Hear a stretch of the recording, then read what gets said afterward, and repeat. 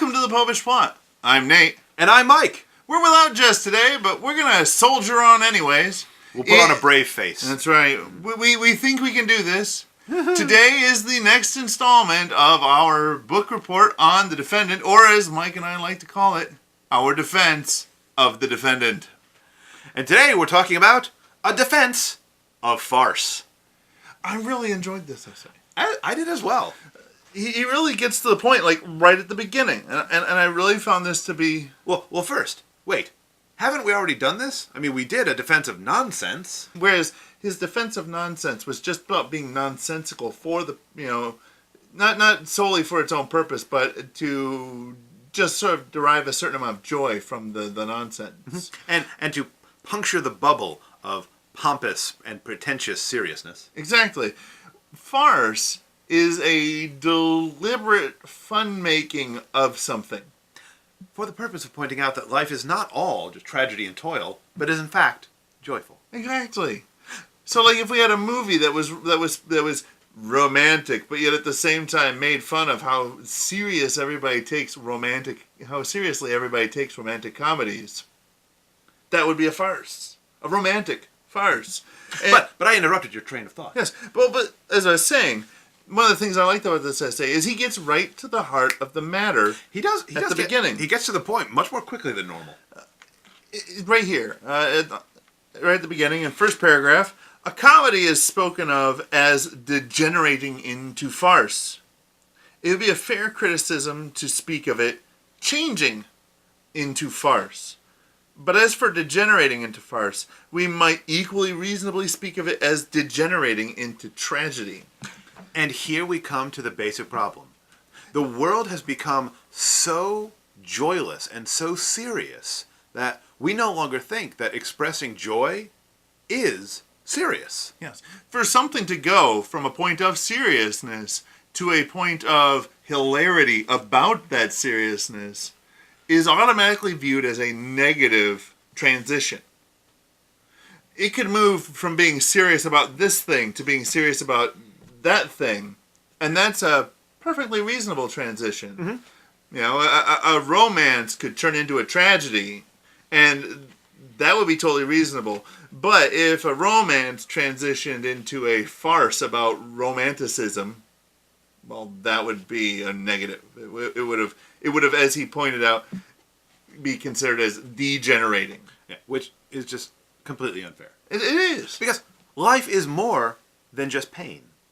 The Lord came so that, we could have life and have it abundantly, and that His joy might be complete. Exactly. Joy. Wiping away the widow's tears and things. I've got that joy, joy, joy, joy down in my heart. Where? Down in my heart. Where? Down in my heart. Yeah. So, a line I liked was, and these emotions are to an incredible extent crushed out by the modern insistence on the painful side of life only.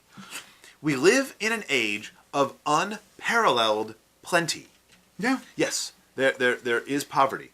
But, especially here in the United States and in the developed West, we live amidst incredible material abundance. Much more so than 99% of the human population has ever enjoyed, or that the majority of the human population currently enjoys. And yet, at the same time that our material needs are more and more met, we've experienced a poverty of soul, a poverty of spirit, so that amidst all of this plenty, amidst our incredible technological devices, amidst the fact that here we are, broadcasting to a potentially international audience from your own home. Yeah. With relatively limited resources. Pretty much. The technological advancements we have are marvelous. But we only focus on the painful, tragic side of life. This is the only art worth considering. And this is a deeply anti-Christian idea. Because our religion is not just about the cross.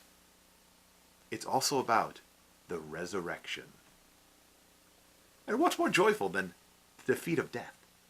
Absolutely. Yeah. So, an example that I thought of often when I was reading A Defense of Farce is the career of the incredibly famous and successful American actor Tome Hanks. Oh, he's fantastic.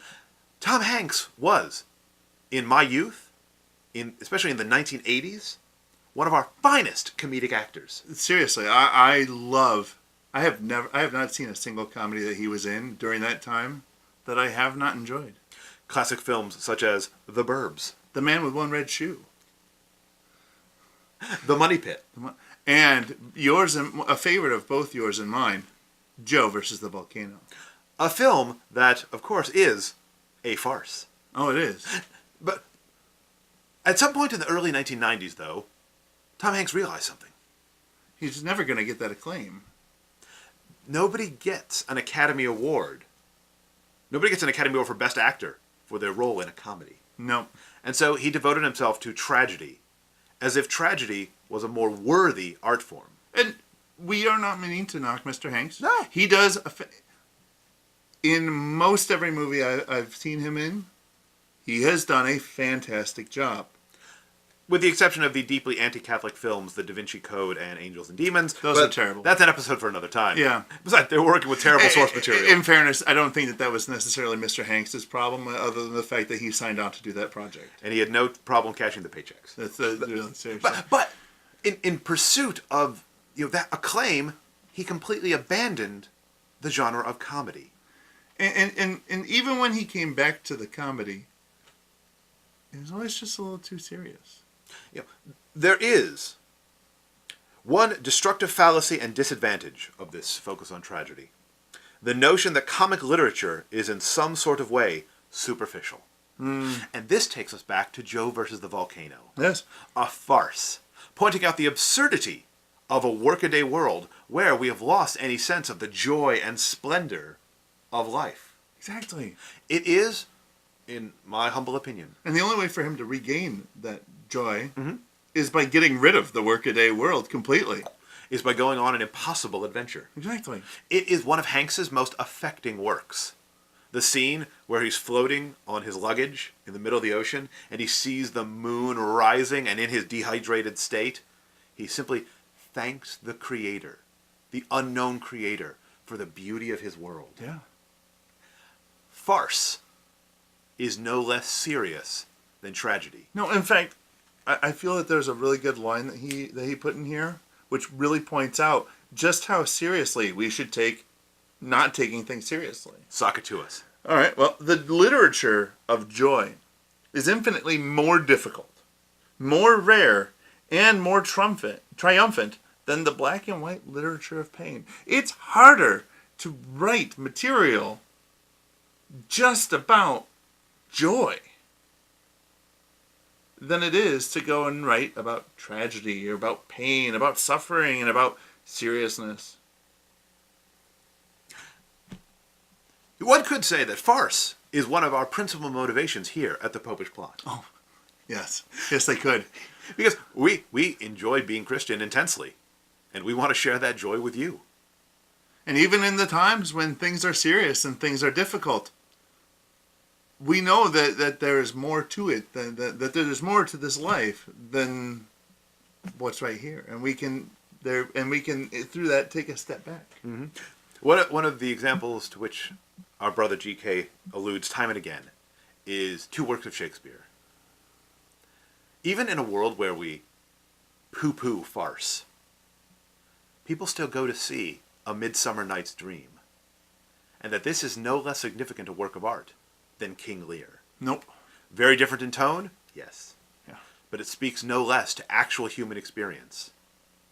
Everybody laughs at, back when we were young at goths, or today at emos, people who are excessively focused on the dark side of life. Yeah. Now, we've got our friend Yorick on the set. We're not denying the serious side of life. I knew him well, Horatio. A fellow of infinite jest. But there is more to life than just the tears, or the tears of sadness. There are also the tears of laughter. The tears of joy. And just because something is happy or joyful doesn't mean that it's not serious art. This is the point where we would normally ask Jess her reaction to a defensive farce, and she would say that we'd pretty much covered everything. Yeah, probably. But today she doesn't get a say. So, Comment below. The more farcical your comment, the better. Yes. Subscribe to our channel. Ring the church bell to be notified when the next plot is uploaded. Make sure you hit that like button because, as I always say, you cannot be watching this show this far in and not be enjoying it. And please join us next time for A Defense of Humility. Wait, I gotta be humble now? Well, we're going to defend humility. Maybe we'll defend it unsuccessfully. All right, fair enough. And until next time, remember to live your faith. Love your faith. Share that love. I have never been able to understand why certain forms of art should be marked off as something debased and trivial. A comedy is spoken of as degenerating into farce.